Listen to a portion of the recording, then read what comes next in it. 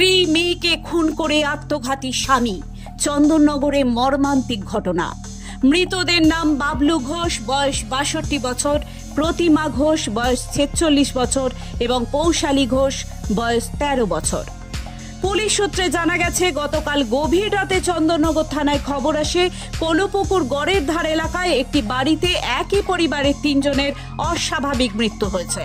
Police প্রতিবেশীদের থেকে খবর পেয়ে ঘটনাস্থলে যায়। রাত ২টোর পর মৃতদেহ উদ্ধার করে চন্দননগর হাসপাতালে পাঠায়। জানা গেছে, গৃহকর্তা বাবলু আগে টিনের বাক্স কারখানায় কাজ করতেন, পরে টোটো চালিয়েছেন কিছুদিন। বর্তমানে বাড়িতেই একটি দোকান চালাতেন।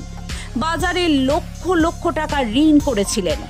মানসিক অবসাদ থেকেই চরম সিদ্ধান্ত নেন বলে অনুমান প্রতিবেশীদের।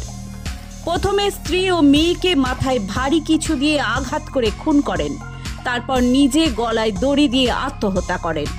পুলিশ মৃতদের আত্মীয় পরিজন ও প্রতিবেশীদের সাথে কথা বলে আরও বিস্তারিত জানার চেষ্টা করছে। দেহ আজ চুচুড়া ইমামবাড়া হাসপাতালে ময়না তদন্ত করা হবে বলেই জানা যায়। আমি কোনো আওয়াজ পাইনি না। ভদ্রলোক এমনি খারাপ না, উনি ঠান্ডা প্রকৃতির মানুষ। কি কাজ করতো? লোটোর ব্যবসা ছিল। কতদিন ধরে বসবাস এখানে আপনার? একদম তো গায়ে দেয়ালের গায়ে বাড়ি।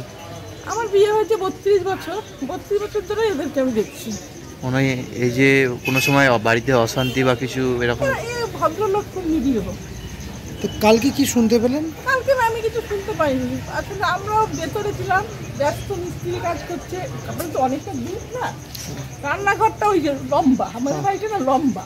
এমনি বাইরে কারোর সাথে ঝামেলা অশান্তি বাড়িতে এসে? আমি তো সেটা বলতে পারবো না, আমাদের সাথে কোনো। তা কখন কি শুনলেন এই ঘটনা? আমি ঘুমিয়ে পড়েছিলাম রাতে। তারপরে আজকে সকালে শুনলাম। হ্যাঁ। কি শুনলেন? আমি শুনলাম নাকি ওই বাবলুদাই নাকি ওদেরকে মেরে দিয়েছে। কাদেরকে? প্রতিমাকে আর প্রতিমার মেয়েকে। কি নাম, কিরম বয়স ছিল? প্রতিমার বয়স আমি আন্দাজেই বলছি, মেয়েটার বয়স ১২ বছর। মেয়েটা কিন্তু ১৭ বছর পর হয়েছে। ১৭ বছর। আর স্ত্রীর বয়স কিরকম? আমি আন্দাজেই বলছি ৪৫-৪৬। আমি বাবলুর বয়স আনুমানিক? বাবলুদার ৬০-এর উপরে বয়স হবে, ৬৫। এমনি কথা বলতো। এরকম একটা ঘটনা আপনার একদম গায়ে, কি বলবেন এই যে ঘটনার পরিপ্রেক্ষিতে? না, খুবই দুঃখজনক। আমি তো পরে একটু শুয়ে পড়েছিলাম চেঁচামেচিতে, আমি পরে উঠলাম চেঁচামেচির পরে।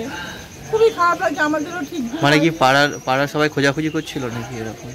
জানতে পারলো কি করে যে রাতে এরকম হয়েছে? না, ওর কিছু বন্ধু টন্ধুরা এসেছিল, খোঁজ পাচ্ছে না, তখন এরাই প্রথম আমার তো একটু ওইদিকে বাড়ি, আমরা জানতেই পারি না, এখন জানি। হ্যাঁ, ওরা তো যাতায়াত করতো আমাদের পাড়া দিয়ে। কারোর সাথে ভালো ব্যবহারই, খারাপ ব্যবহার, কারোর সাথে ঝগড়া নেই, ঝাঁটি নেই, কারোর সাথে না এরকম কিছু শোনা যায়নি। না। Bureau report, Hooghly Times.